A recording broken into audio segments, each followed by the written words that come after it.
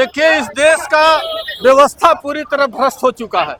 System में के खिलाफ जो वीर भरत तिवारी है, उनको नाराजगी थी, क्योंकि जनता का किसी तरह का कोई भी काम होता नहीं था और उसको लेकर वो लगातार संघर्षरत थे।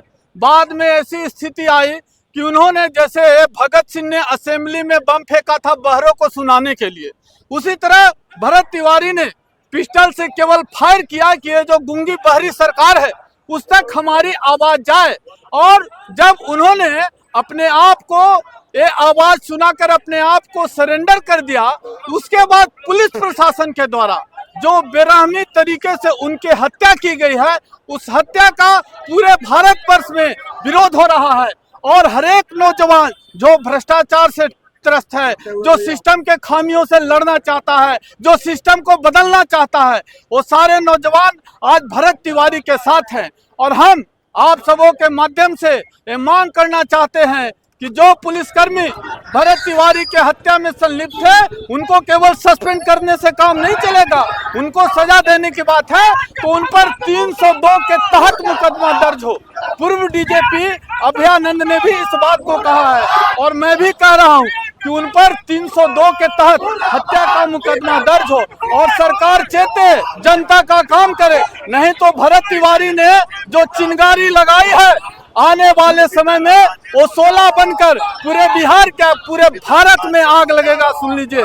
इसलिए सरकार चेते और सबसे पहले तो जो उनके माता पिता का मांग है वो तभी श्राद्ध करेंगे जब उनके हत्यारों को फांसी दे दी जाएगी और इसमें दोषियों को पकड़ा जाएगा। अभी हाल ही में केंद्रीय मंत्री श्री जीतन राम मांझी जी के द्वारा ये कहा गया है कि भरत तिवारी जो थे वो एक अपराधी थे, इस पर आप क्या कहेंगे?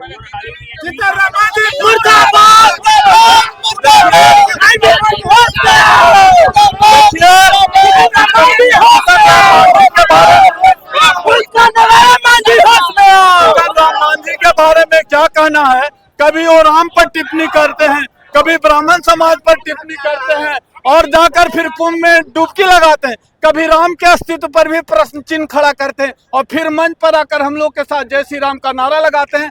तो ऐसे व्यक्ति को ये कहने का राइट नहीं है।